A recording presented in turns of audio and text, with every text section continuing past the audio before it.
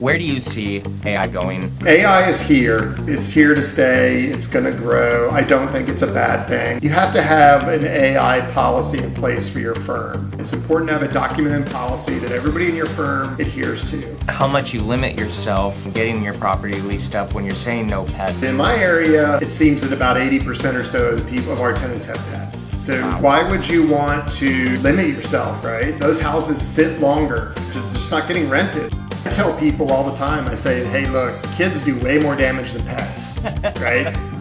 You can't restrict kids, so you might as well allow pets.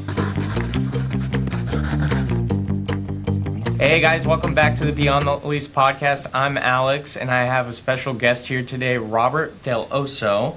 Robert is owner-operator of Master Key Property Management, and he's here to tell us about his journey, career insights, and industry changes. How's it going today? Great, how are you? Good. All right, so one of the reasons I wanted to have you on the podcast today is just hear your journey of how you got to be in property management. I feel like everyone's got a special story and their journey on that, and Robert, I kind of just wanted to hear how you got here today. Sure, yeah. Well, this week I'm coming off a national championship with my Florida Gators where I went to graduate school, so I do have to give a shout out there.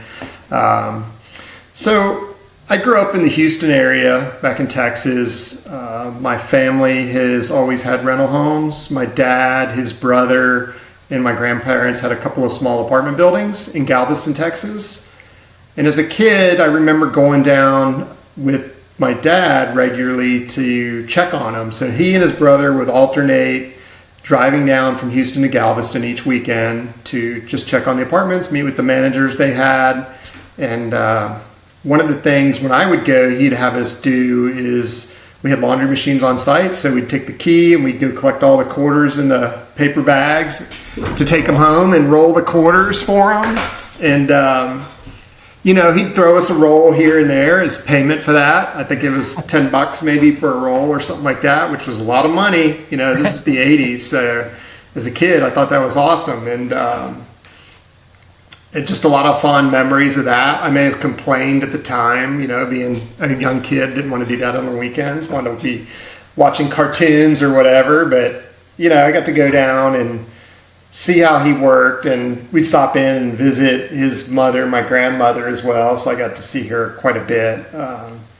And then after college, I moved out here to North Carolina in 2000. I was hired by IBM.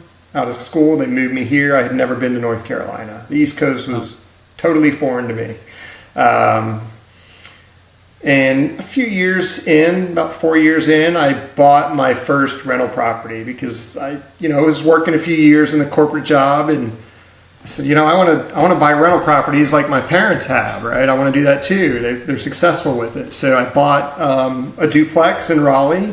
I still have it to this day. I've never actually sold a home. I don't have some huge portfolio. I've got a handful of rentals, but I've never sold them. I'm a long-term buy and hold guy, right? So that's our model. That duplex is my cash cow because of the part of town it's in, but it was built in 1946. So whenever there's a repair, it's a pain. It's never easy. So kind of a love-hate with it. But and then over the years, I bought a few more here and there. And buying houses is expensive, right? 25% down. If I could have bought them all before 2008 when they were giving away loans, I would not be doing anything today except for having a property manager manage my homes. I'd be on a beach somewhere. But I started to think to myself, hey, I want to keep growing in this industry. How can I do it? How can I make more money without having to come up with 20 to 25% down payment each time I want to grow? And so I did the research, looked into what it takes to manage a house professionally in North Carolina. You have to have a broker's license. So I went out, I got my broker's license, I set up a firm. I had to have a broker in charge, which is, that's being a broker state is somebody who's got at least 2 years of experience. I had a friend who'd been in real estate. I actually paid him to go get his BIC license, as broker in charge, and he was the broker in charge of our firm for 2 years. Cool. And then once I was eligible, I became a BIC and broker in charge. And We started out that first year. It was just me doing everything. I had slid the houses I owned under management, and I paid Google AdWords like $1,200 a month. By the end of the first year, we had 35 houses. So it was something, right? And I knew, to me, it was like a 2-year thing before I would be profitable, because I had invested in technology, right? I signed up for Appfolio. They had the minimum door thing of 50 doors, so I was paying those minimums at the time. And that was the only technology I had at the time. And then as I learned more, really through NARPM and meeting people in NARPM about all these other technologies that are available, that has helped me scale the company. So today we sit at right around 500 doors. Cool. Awesome. And so how long have you been doing this again? 2016 is when the firm started. Yep. So almost 10 years. This is our 9th year. Awesome. So what is it, I guess, Robert, what is it you love about the space? I mean, obviously you've been doing this quite some time. You didn't decide to go into a different vertical or anything like this. What keeps you in the space? I really love the aspect that each house or each owner is a project. My previous life as in corporate world was an IT project manager, which, don't get me wrong, I hated it for 20 years, but it gave me a fundamental skill set, right? Everything, if you look at it as a project, each house is a project. And so that's how I take the outlook. And I really enjoy helping people grow their investment portfolios. A lot of them stick with one house.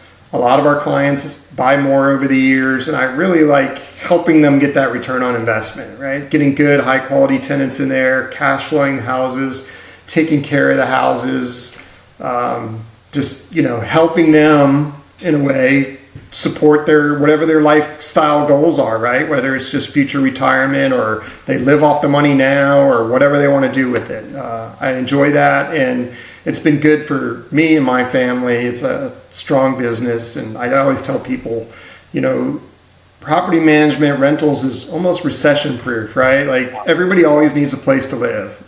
Yep. Yes, you'll have times where people are not paying as well, but at the end of the day, people always need a place to live. So I think it's a great business to be in. Cool. What, so since 2016, what's some of those challenges that you feel like you see the same new operator doing? What were some of those early challenges that you had, if you had to do it all over again, that you would take back? Yeah, I tell everybody who's small and just starting out, whether it's in property management or in any business. I'm in some networking groups with a lot of small business owners, and I tell them all, I'm like, you have to set your company up and your systems up early on to scale. Otherwise, you'll hit a point where things break. And by break, I mean things start getting missed, you get behind on things. The number one thing I tell people early on is, you may be a great property manager, and that's awesome, but go hire a bookkeeper. Yeah. Don't try to do it yourself. I tried to do it myself, and I ended up spending, I don't know, $3,000 or $4,000 by the end of the first year getting the books cleaned up. So, and that was just my corporate books, So ever since then, I have a bookkeeper who does my corporate books. I have a different one that manages my trust accounts, a NARPM member as well. And I don't have to worry about that, right? So get a good bookkeeper, set your systems up, get good scalable software, right? Whether you use, I use Appfolio, whether you use Appfolio, Rentvine, Propertyware, Buildium, whatever, get one that's scalable. That's scalable, and that the provider is investing in the product, right? Because I've seen products grow and flounder, and you really want to look at the ones that invest in the product year over year through functionality and capability. So on the system side, like, I see myself, I'm just getting started. I don't know what I don't know, essentially. And so how do I systematize with that? I don't know what I don't know. Like, I don't know what challenges are going to come from. What's your recommendation on that? Like, is it go to find a mentor, be in a mastermind, Facebook? Like, what does that look like, I guess? Yeah, so, I mean, if you have a NARPM chapter in your area, join it. I think it's great. And our chapter, I can't speak for others, but our chapter, yes, we're competitors, but we freely share information because we have the belief that there's enough business to go around and we should all be helping each other to better the industry. Because when we better the industry and build the industry reputation, it helps all of us, right? Yeah. You know, in the past, you've had, maybe there was a stigma of property managers. They're just an extension of some slumlord owner and they're going to keep your entire deposit and they're never going to fix anything. You know, join a group like that, right? And if you don't have one, you know, you reach out to NARPM and they'll find you a mentor, right? They're out there. I talk to people fairly regularly. I just had a message from somebody that messaged me and said, hey, I'm getting my broker's license. I live down in Charlotte, a few hours away. I'm interested in getting into property management. Are you willing to talk to me and help me out? And I said, absolutely. Because, That's so cool. you know, I want to see other entrepreneurs be successful as well. And by being successful, it's doing things the right way so you can grow your business and help your clients. And again, like I said, there's plenty of business to go around. Yeah. Yeah, and that's what I love about this space. I came from a different corporate kind of space as well, and it's amazing to me, like, being at our local NARPM chapter in Idaho, how people are like, well, I don't see these people as competitors. I see them as colleagues, and just Right. how everyone is willing to help each other. And I'm like, yeah, that's not my past experience. This is a whole different world for me. Well, with that, so I guess since 2016 getting in to today, what have you seen industry trends? What have you seen that have been some big changes that have either exploded your business or you haven't seen it beneficial to other operators? Like, can you talk about that in terms of what you've, since 2016 to now, what you've seen? Yeah, I mean, obviously, more and more states are changing regulations, right? Some are tighter than others. I happen to live in one that I call landlord fair. It's not necessarily like skewed landlord super friendly. Some may argue it's not, but I call it landlord fair because there are tenant protections in place. So just keeping up with changes in regulations is important, right? Especially in states where they change all the time. They don't change as much in our state, but I know other states like Colorado, California, they're changing a lot, right? Oregon, Washington. So you have to keep up with them, and it's hard to do that, right? So you've got to continually be on the lookout for stuff around that. So it's just regulation changes, and not so much even at the state level. Some states, the local municipalities can have different regulations. In our state, landlord-tenant law is governed by the state legislature. So municipalities can't change it. We're very fortunate. I believe up in Virginia, different counties can have different regulations, and some other states are like that. So having to keep track of those can be challenging, and it's important that you do, because you can, you know, you as a PM can get in trouble in a lot of ways. Your client could potentially be subject to issues, the property. It can just open up a whole can of worms if you don't know what you're doing. And that's why it's so important to keep up with the regulations. And how, just in your state, how are you constantly keeping up with those? Obviously, I know at your local NARPM chapters, they have speakers about X topics, but how do you find yourself keeping up with every new issue that can come with just running a property? Yeah, so it is the NARPM chapter. It is talking to other PMs. It's important to look out for bills that maybe affect your state. And there's ways to do that. You know, NARPM has access to a software called Quorum, which can keep an eye out and find these bills. That's important because then you can track those bills. You can reach out to your legislators and talk about them. I had a conversation for a half hour with a state senator in North Carolina a few weeks ago about a bill. And he was very receptive to that. And, you know, at the state level, you can have a lot of conversations with elected officials that you may have a harder time getting in front of at the federal level. Yes, they will meet with you at the federal level, their staffers will, but I sent an email to a state senator on a bill, and within 2 hours, he personally called me and we chatted for a half hour about it. So, oh, awesome. They have a little more availability at the state level than at the federal level. So just keeping track of those. I talked to him. I said, what do you have? What are people talking about? Are there other things we should be concerned about that we need to be on the lookout for? And he was very open. So those are just good conversations. A lot of it's just conversations you pick up. So it's important talking to landlord-tenant attorneys as well in your area. They know it's always good as a PM to have a good one that you work with and have a relationship with. Yeah. Awesome. Well, so with those industry trends, and I'm going to hit you with the hot topic in property management right now is AI. And I just kind of wanted to hear, where do you see AI going? Are you implementing it? And where are you implementing it? Is it on revenue? Is it on, bookkeeping? I don't know. But that is the hot topic I keep hearing about. So what are your thoughts on that? Yeah, so AI is here, right? It's here to stay. It's going to grow. I don't think it's a bad thing. I think it's early on in the life of AI, so I think it will mature even more as just technology improves. It's number one, it's important. If you're going to use AI, it's very important to, and I don't want to take credit for saying this, Wolfgang Krosky mentioned this, a broker owner, and I take it to heart. You have to have an AI policy in place for your firm. So you can't just use it however you want, whenever you want. It's important to have a documented policy that everybody in your firm adheres to. And we're working on getting that in place. So we have drafts out there. We're working on refining it. We will be using it, right? I mean, I use AI support functionality within AppFolio all the time, and it's great. So I know it's there, and a lot of sites have AI support functionality.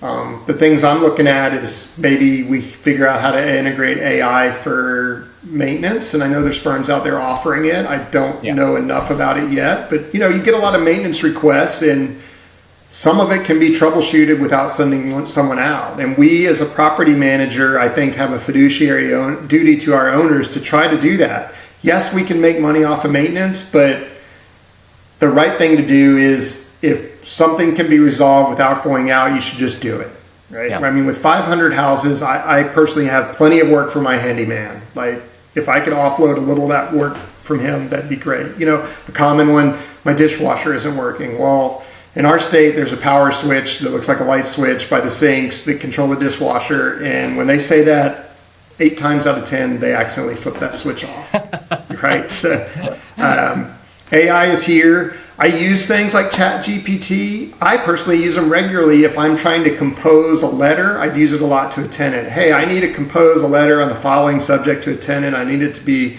professional, but have some empathy in it. And it just makes it great, right? And then I can edit it a little bit and copy and paste and send it out. Because sometimes I'm not the best composer of words. Circle back. So why is that AI policy important? That's the first time I'd heard that. Why is that so important for your company? Yeah, I don't think you just want people grabbing things like ChatGPT or using AI and, however they want, whenever they want, right? Because it still has maturing to do or learning to do, right? A lot of it's machine learning is what it really is. And I just think it's important if we're going to start using it to have a policy and says, okay, in Master Key Property Management, we can use AI in the following situations and scenarios for now. And as we grow and evolve as a company, that'll expand. But for now, I don't want people just firing off things that were necessarily AI generated without some sort of review to owners, right? I mean, it's just important to take a professional, measured approach, just like any technology you're rolling out, right? You don't want to just throw it out there and see what happens. Well, I got to ask, because I'm in this space, and I kind of wanted to hear your 2 cents on just pets, animals. What are you seeing in your portfolio? Just your overall thoughts today on pets, animals. What's that look like? Something I've been learning is on the ownership side, how much you limit yourself to getting tenants in and getting your property leased up when you're saying no pets. So kind of wanted to hear your thoughts on that, Robert. Yeah, I mean, I tell owners you're probably missing out on 80% of your potential tenants by saying no pets. I think the data people typically use is like 60 to 65%, but in my area, it seems that about 80% or so of the people of our tenants have pets. So why would you want to limit yourself, right? Those houses sit longer. They just aren't available as, they're just not getting rented, right? So I'm a big proponent of allowing pets in every home. We personally have now a pet damage guarantee. So, I will guarantee up to, I just increased it. I think I'm up to $1,000 now. $1,000, if a pet does damage above and beyond the security deposit, I'll cover up to $1,000. Why do I do that? Because pets very rarely do damage that is expensive. Usually, if they do damage, it can be fixed for $150, right? A lot of it's like maybe a cat or something clawed at a carpet, and I've got a carpet guy who can fix that for $150. So yeah, I'll offer that. And what that does is help make owners more comfortable with allowing pets in their home, thereby increasing their potential applicant pool and getting their homes rented quicker. Sure, and I tell them, look, limit it to 2 pets. That's fine. I'm good with that, right? I don't want a house with 10 dogs or 10 cats, but a couple pets is fine, and that's what most people have, right? And then on a case-by-case basis, if we have a house that maybe sits on 3 acres or something, and the owner's like, yeah, I'm good with having more than 2 pets, then sure, why not? Yeah, it's, and I do know too, there is also potential missed revenue for either the owners or the management in pets. And for so, sure. Yeah, it makes me sad when people are like, oh, we just don't do no pets. I'm like, I might be sitting on the market a little I mean, longer. I tell people all the time, I say, hey, look, kids do way more damage than pets, right? You can't restrict kids, so you might as well allow pets, right? Yeah. And especially if people, maybe they get to where they want a pet, right? Oh, well, their landlord doesn't allow it. They may actually just move to a house that's pet friendly. You could potentially have a vacancy over that, right? I would hate to have that. Yeah. Well, kind of wrapping up a little bit here, kind of what are you seeing new? Is there anything new you're implementing? Obviously, we were at Broker Owner, a lot of prop tech companies. Is there anything new you see, or is there any other streams of revenue you're looking at right now that potentially might increase the top line that you saw or you're implementing right now? Yeah, I mean, we've implemented a lot of technology over the last 6 months personally in-house, right? So we've always used Lead Simple, for instance, for our CRM. We deployed all their processes. We've been refining those, running everything through Lead Simple. We're using Fathom as an AI note taker in our Zoom meetings. We're using a software called Notion that's got a ton of policy and procedures in it. Our AI one will sit in there as well. We use third-party inspection firms, on-site pros, to give them a shout out for periodic inspections and some of our move-in inspections. And there's way to monetize that, at a reasonable rate and still not have your owners feel like you're being gouged or anything, right?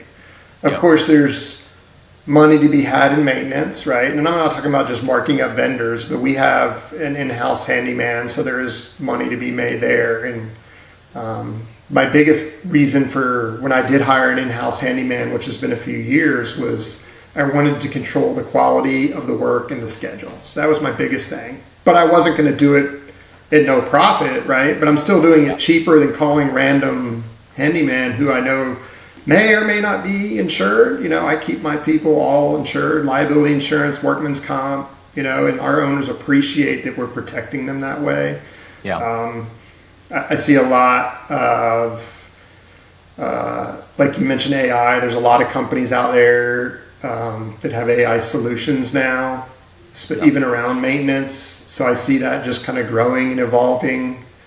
I think it's good to have technology. There's a lot of people offering technology out there. I'm not a fan of I don't want 12 different technology partners I work with. So the fewer I can have, the better. If I can combine them, or if they have a broader offering, that's even better for me. Things like that are important to me personally. And that actually brought up kind of my last question. You just brought up another one. For your on-site vendors, I guess, what are your expectations for on-site vendors? Like you just mentioned your handyman. Are they just there to fix the toilet and get out? Like, what's kind of your expectations, and why do you keep that handyman, I guess? What's the expectations there? So it gives us a set. With any vendor we use that goes on site, I even tell my HVAC company, my plumber, stuff like that, when they go into a house to fix something, they don't necessarily need to walk around and check every room, but just keep your eyes open and look at the condition of the house, right? And the majority of the time, they don't report anything back, but they know, hey, if you see something that's weird, or they're doing something in the house they shouldn't, that's it catches your eye, let us know, right? Maybe we need to do a formal periodic inspection, right? So it just gives you, at a random point during the year, a chance to have somebody see the inside of that house. And that's good, right? I mean, we do a periodic inspection at renewal, but it's scheduled with the tenants. And most tenants are good, but you're always going to have some who are going to try to hide stuff, right? So like pets, right? So from a periodic inspection, those are just inspectors. That's all they do. They're not in there to fix anything. They will change dirty air filters, smoke detectors, missing door stops, which is good. But they will also note in the report pet evidence, right? And then we can just cross-reference with the lease and say, nope, yep, they're good. They're allowed to have a pet. Or, hey, there's no pet addendum here. There's no assistance animal addendum. We got something going on. We need to reach out and get this resolved. Right. And we have those instances, right? And a lot of times they'll just say, oh yeah, I got a dog. And we say, okay, well look, your lease has a fine for unauthorized pets. However, if you go submit it to our pet policy, get it approved, sign a pet addendum, pay the fees you're supposed to pay with it, we'll waive the fine. And they always say, oh, okay, no problem. I'll go do it right now. Yeah. Awesome. Well, hey, Robert, I appreciate your time. This has been super insightful. How can people reach out to you if they're looking for management? And remind us what market you're in. We're in the Raleigh, North Carolina area. They call it the Triangle.